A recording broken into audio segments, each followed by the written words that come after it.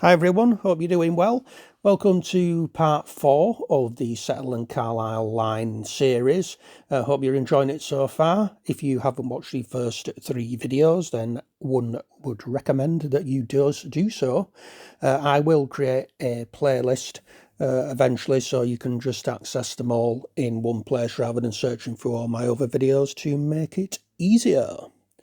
The Ribble railway station was constructed as part of the challenging Settle Carlisle line, the Midland Railway project that traversed rugged Pennine terrain and required 6,000 workers to build the route almost entirely by hand over 7 years. The station itself was designed by the company's architect John Holloway Sanders, as we know, in a Derby Gothic style featuring twin gable cross wings and a glazed loggia. What the hell's one of them? Please put it in the comments. It opened on the 4th of December 1876 under the original name Batty Green, shortly after the completion of the nearby Ribblehead Viaduct in 1875. Small things, please, small minds. The station was renamed Ribblehead on the 1st of May 1877, coinciding with the full opening of the Settle Carlisle line for both passenger and goods traffic. In its early years, it served as a key stop for both passenger trains and freight services along the line, handling local and long-distance traffic through the remote Yorkshire Dales. Beyond standard rail operations, Ribblehead functioned as a meteorological station, where the station master or an ex-RAF navigator transmitted coded weather reports via telephone to the Air Ministry of Nationwide Distribution. Who knew? The station also played a unique social role in the associated community, hosting monthly religious services in a waiting room led by the Ingleton vicar, accompanied by an 1870s harmonium. These gatherings drew up to 50 attendees, particularly at harvest festivals, with British Rail charging 2 shillings for the room's use. The station closed to passengers on the 4th of May 1978 as part of the beaching cuts, which targeted unprofitable rural stations on the Settle Carlisle line, including several small intermediate stops like Ribblehead.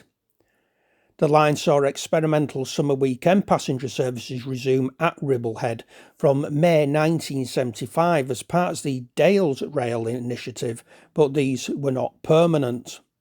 The station reopened on the 14th of July 1986 under British Rail operations, initially with only a single southbound platform, as the original northbound platform had been demolished to accommodate quarry sidings.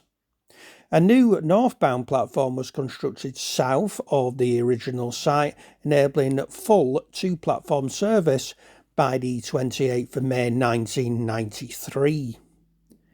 In 1999, the Settle Carlisle Railway Trust secured a 125-year lease on the station buildings, launched in a major restoration project that transformed the dilapidated structures.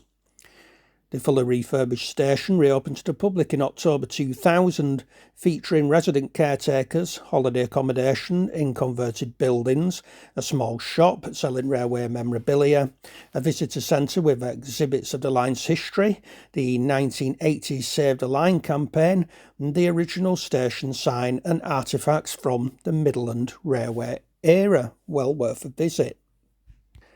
The revival formed part of wider campaigns in the 1980s to preserve the entire Settle Carlisle line from proposed closure, involving public petitions, legal challenges and advocacy by groups like the Friends of the Settle Carlisle line, ultimately ensuring its survival as a heritage route.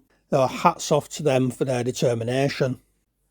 As I previously mentioned, the station does have 2 platforms, with the Carlisle bound platform providing level access directly from the adjacent car park, and the Leeds bound platform that can be reached via a barrow crossing over the tracks.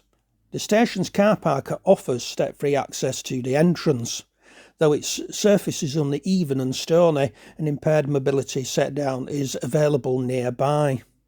Accessibility for disabled passengers is limited, as the barrow crossing is not recommended for unassisted use, and ramps are provided for trains boarding on both platforms.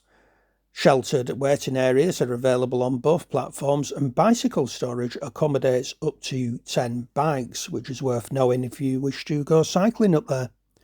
The track layout consists of a bi-directional main line through the station, with adjacent transfer sidings located to the north, originally constructed post-1970, following the demolition of the original northbound platform to facilitate access for a nearby quarry, as earlier mentioned.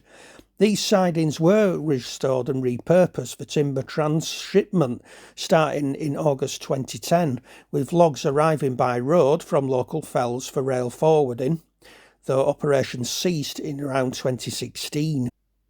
The station lacks run and round facilities, requiring southbound freight trains using the sidings to reverse at the nearby Bleemore Loop after loading.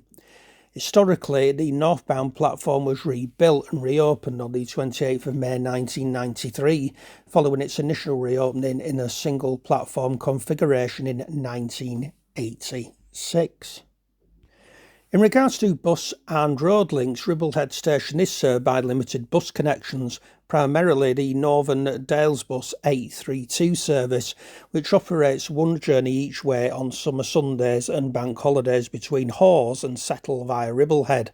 This route passes the iconic Ribblehead Viaduct and allows passengers to alight at the station for access to local attractions, such as the Ingleborough National Nature Reserve and the Station Inn pub. The service is operated by Arriva North East and accepts Dales Rover tickets for unlimited travel within the network. I will say this may have changed with the chopping and changing of bus operators these days. The road access to the station is provided via Low Slates Road, the B6255, an unclassified spur branching from the A65 trunk road near Horton in Ribblesdale. A station car park with 25 spaces offers step-free level access to the platforms, though the surface, as earlier mentioned, is stony and uneven. Now, one point to note is the last train from Leeds arrives in the early evening without connecting onward bus links. So basically buggered and will need to get your own private transport or pre-arranged taxis. So there we go, folks. There is the end of that video. I will obviously then be doing the Ribblehead Viaduct, and we'll also do a short piece on the Station Inn pub at Ribblehead, where you can go and drown your sorrows when visiting. So until that video, please do take care of yourselves, folks. Remember to like, share, subscribe and hype the video, and don't forget that notification bell so you never miss a video. Until next time, folks, do take care of yourselves and ta-ta for now.